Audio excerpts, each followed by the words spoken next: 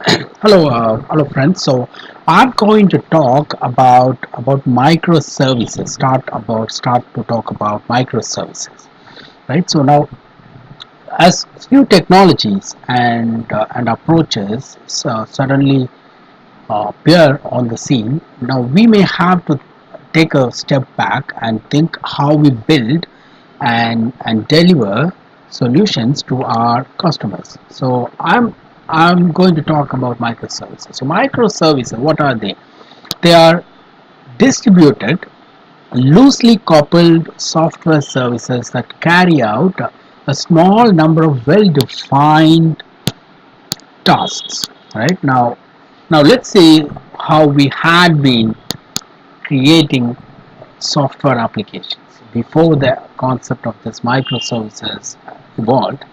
Is the monolithic architectural style. So in this you have your application as a single deployable artifact. All the UI, your business logic, data access logic are all packaged into a single application artifact.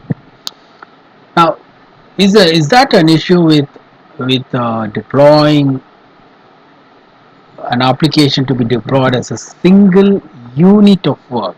But what we all actually have is we have multiple development teams working on the application, and they also serve different customers based on their functional piece. So what really happens is, let's say if it is an application that has customers in the UI, then you have the customer master, then the data warehouse, and the mutual fund team.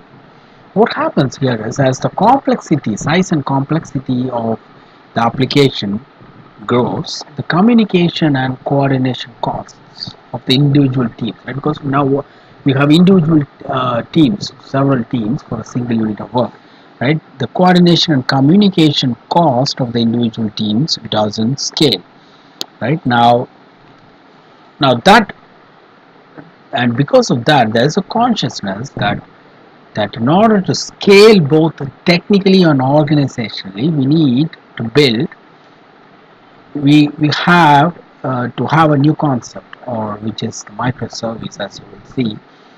Uh, so an entire application can be decomposed into easy to manage components, right? So you have multiple teams that need easily manageable components with narrowly defined responsibilities, right?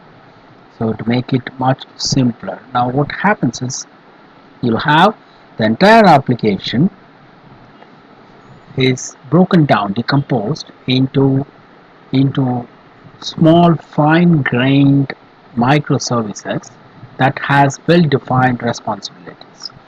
So and each functional team can completely own their service code, and they can be deployed independent and tested independent of each other. So what we are saying here is a microservice is something whose application logic is broken down into a small number of, of fine-grained components with well-defined boundaries of responsibility. So you have a well-defined boundary of responsibility and could be deployed and tested independent of one another.